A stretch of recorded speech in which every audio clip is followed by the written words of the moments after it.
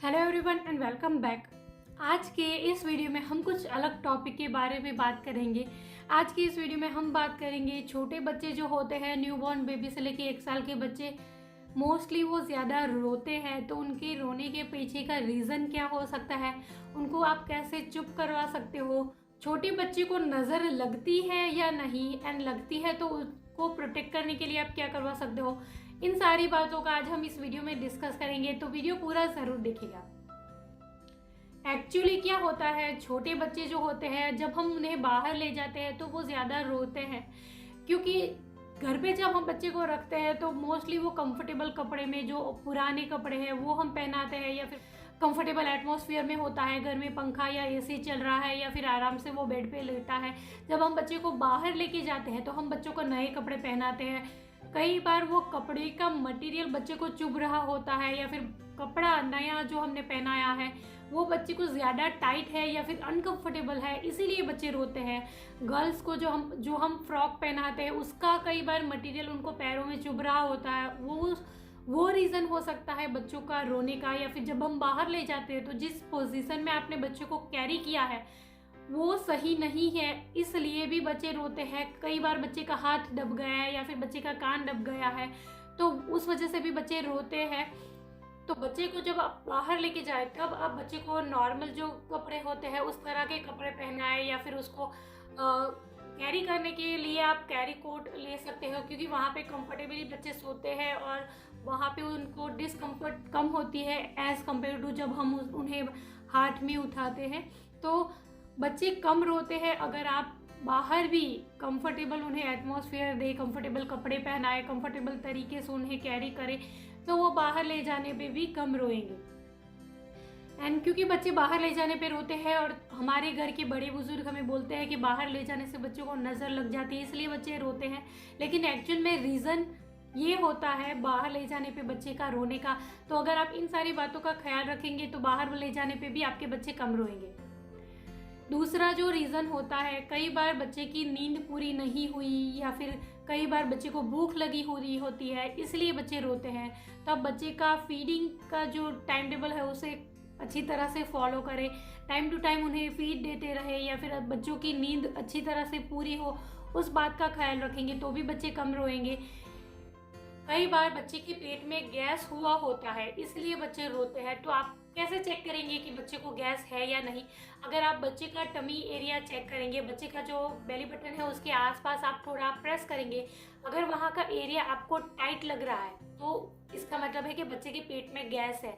अगर वो सॉफ्ट है, जिस तरह से आपका पेट है उसी तरह से बच्चे का पेट भी अगर सॉफ्ट है, तो वहाँ पे गैस नहीं है। तो अगर आपको बच्चों का टमी एरिया टाइट लग रहा है तो गैस को पास ऑन करवाने के लिए आप बच्चे के जो बेली बटन है उसके आसपास हींग का लेप लगा सकते हो, जिससे कि बच्चे का गैस निकल जाता है और बच्चे शांत हो जाते हैं।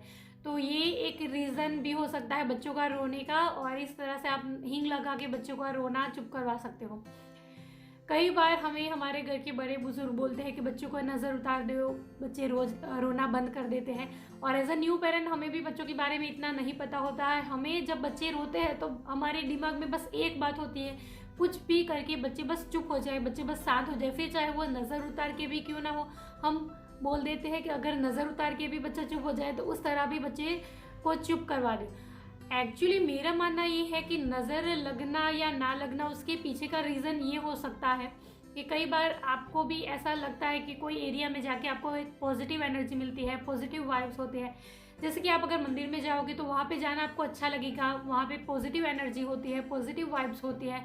इंस्टेड अगर आप स्मशान में जाओगे तो वहाँ पे जाके आपको ऐसा लगेगा कि कुछ भी करके यहाँ से जल्द बस निकल जाओ, क्योंकि वहाँ पे नेगेटिव एनर्जी, नेगेटिव वाइब्स होती है।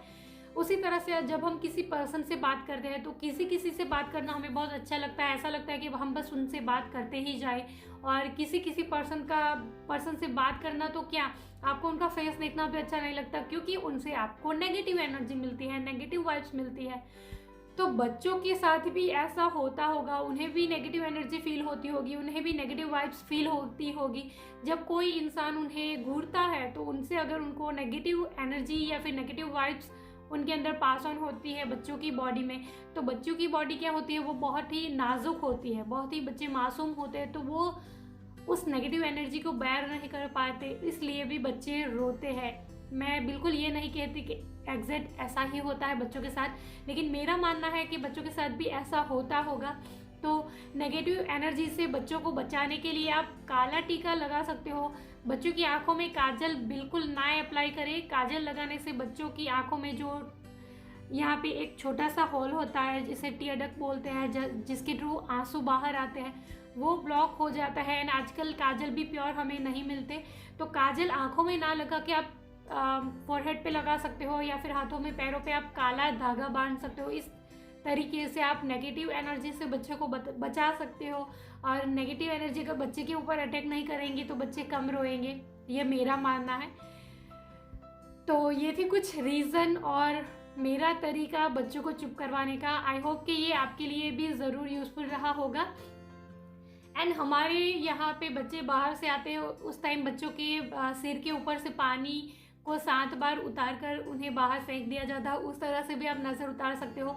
कई बार बच्चे को मीठी नज़र लगती है, जैसे कि अगर आप किसी को बहुत ज़्यादा पॉजिटिव एनर्जी भी देते हो तो भी उन्हें नज़र लग सकती है। जिस तरह से माँ बच्चे को अगर घूरती रहे तो भी बच्चों के ऊपर पॉजिटिव एनर्जी बच्चे बेयर नहीं कर पाते, तो भी बच्चे रोते हैं।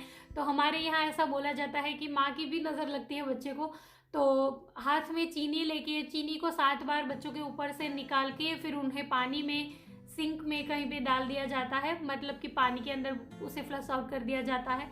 तो इस तरह से भी आप बच्चे को रोना शांत करवा सकते हो।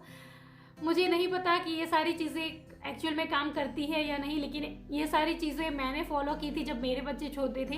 तो आई होप कि ये आपके बच्चों के लिए भी काम करेगी। This is all for today. Thank you for watching the video.